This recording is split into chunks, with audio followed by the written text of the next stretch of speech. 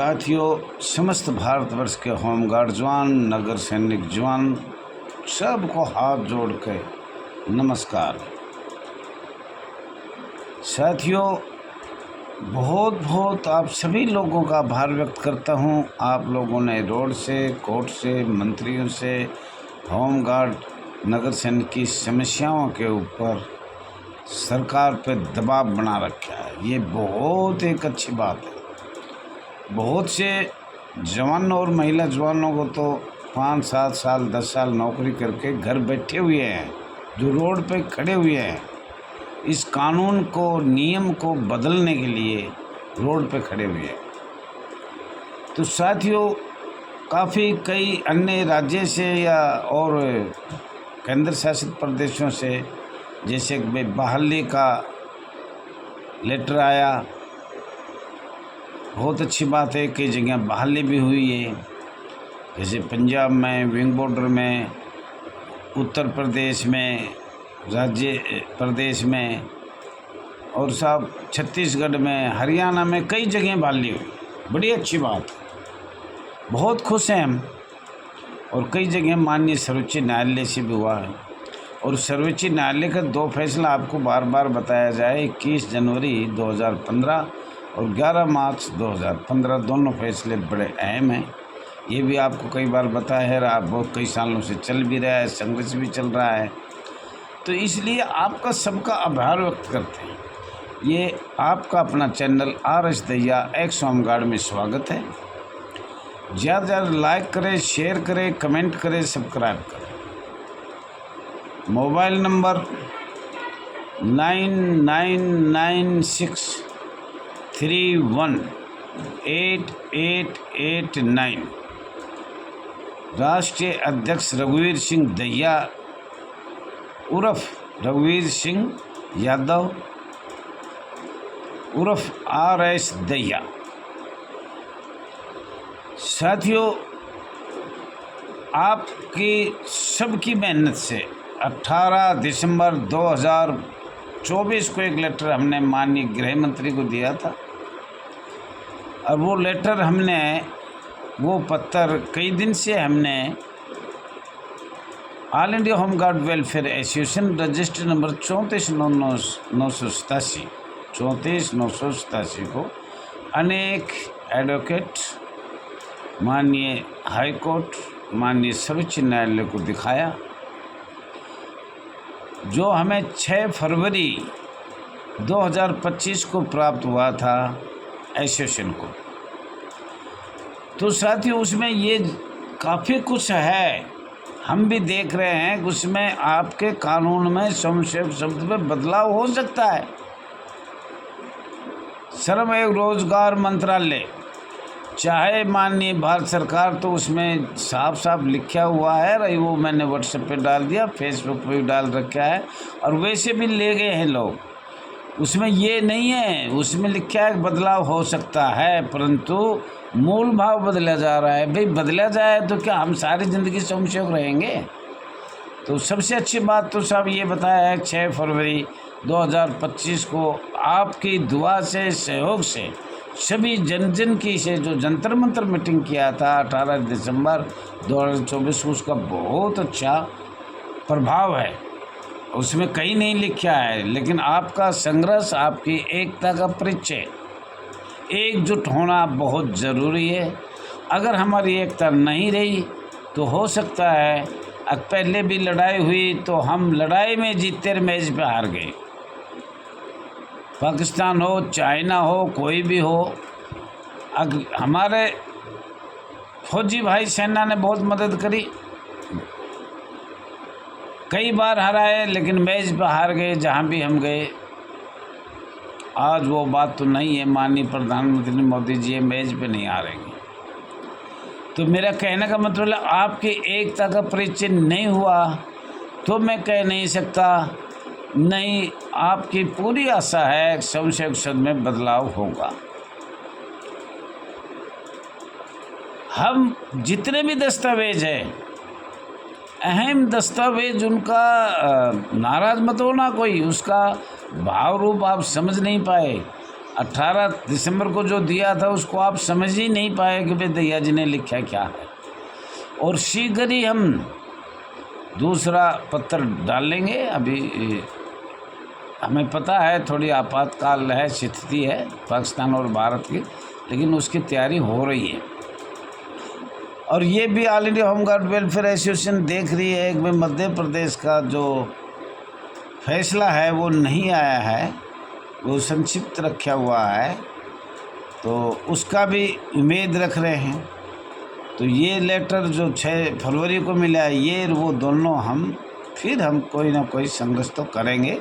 आपकी दुआ समय तन मन धन से प्राप्त हुआ, आपका आशीर्वाद हुआ, तो ऐसा कोई चीज़ नहीं जो नहीं हो सकता। जितनी सालों से हम गुलाम हैं, तो अपनी आवाज़ उठाने में बुलंद रहेंगे और आप भी रहना है। और मैं तो ये कहूँगा, बहुत सी जवान और महिला जवान आज घर बैठे उनकी चिंता ज़्यादा है, श्रम से झुक जाते हैं। और वैसे हमारी सरकार कहती है महिला शिक्षित होनी चाहिए, पढ़ी लिखी होनी चाहिए। ये भी हमें ध्यान है, जो हमारे काफ़ी महिला का एक झुंड है या समूह है, उनसे कहेंगे वो भी बहन आगे आइए। और उस पर भी हमारी कार्रवाई वकीलों से गया था, मैं फ़ोन द्वारा बात भी हुआ था, और फिर जाऊंगा, मैं मिलूंगा अच्छा एडवोकेट से। जहाँ तक भी पहुंचा हूँ तो मैं बताता कम हूँ, क्योंकि लोग ज़्यादा खुश ना हो जाए। ये एक बहुत भारी मुकदमा है और ये बहुत सहनशीलता से ही हम कुछ कामयाबी हो सकती है, जोश में नहीं होगी। हमारे लोग हमारे पैर खींच रहे हैं, हमारे जवान हमारे पैर खींच रहे हैं। पर साथियों, कुछ मैं बताता इसलिए हूँ आपको, 1945-46 से और 1970 तक बार बार जब तक आपकी समझ में आओगी, जब तक बताया जाएगा। हाँ, मैं एक खोल के ऐसा कुछ बहुत बता रहा हूँ, लिखता हूँ, तो सरकार उसको बार बार पढ़ती है। अगर हम इसका जवाब क्या दें, तो इसलिए मैं क्षमा भी चाहता हूँ। लेकिन 1945 से 46 से 1970 तक एक विषय नहीं छोड़ना है बिना पढ़े। अगर हम स्वयंसेवक क्यों बने, भारत में एक नियम क्यों नहीं बना? क्या हमारे महिला कितनी संकट में है? मात्र तो छुट्टी की संकट में है, जवान संकट में है, जवानों को कोई किसी प्रकार का और रोज़गार नहीं है। ये अब रोज़गार हो चुका है, हमने भारत सरकार को बता दिया, अब ये हमारा रोज़गार।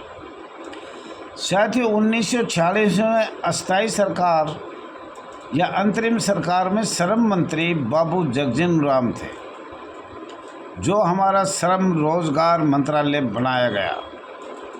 और इसमें माननीय प्रधानमंत्री पंडित जवाहरलाल नेहरू जी मंत्रिमंडल में सेवा करते थे, मंत्रिमंडल में सेवा करते थे 1947 से 1952 तक। ये भी सन जरूर ध्यान रखना है आपको। इसी के बीच में आपका जो भी स्वयंसेवक संबंध है वो इसी के बीच में है। 1953 में तो आप बन चुके थे। श्रम एवं रोजगार मंत्रालय भारत सरकार, और उस समय का विदेश मंत्री कौन था? माननीय पंडित जवाहरलाल नेहरू जी। विदेश मंत्री कौन था? माननीय पंडित जवाहरलाल नेहरू जी। और वित्त मंत्री कौन था? ये हमें सब देखना पड़ेगा। भाई वित्त मंत्री कौन है उस टाइम में? वित्त मंत्रालय किसके पास था?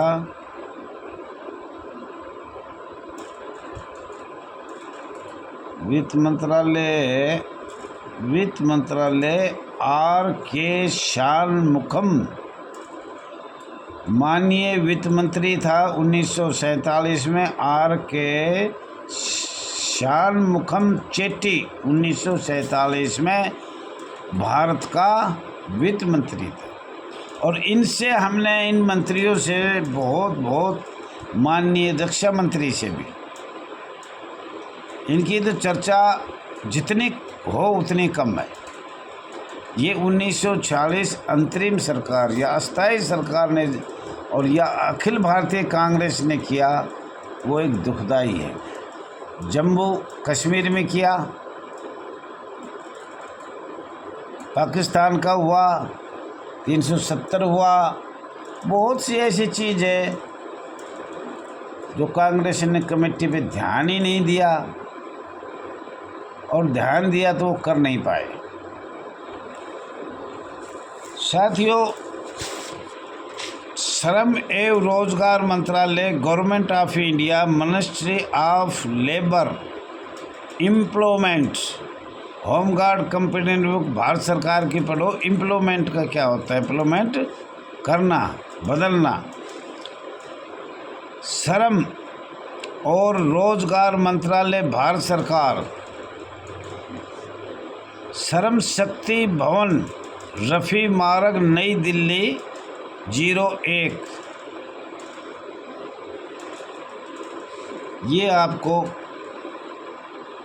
फ़ोन नंबर भी है साहब इसके, वो फिर बताएंगे। भारत कौन कौन क्या क्या अधिकारी है, आपको शब्द के बारे में मालूम हो जाएगा। और साथियों, government of India, ministry of labour, labour employment 2025 गलती, sorry 2025। Directorate general of employment, national career service centre for SC STS अनुसूचित जाति जनजाति, ठेका श्रम विनियमन एवं उन्मूलन 1970। श्रम एवं रोजगार मंत्रालय सबसे पुराना है।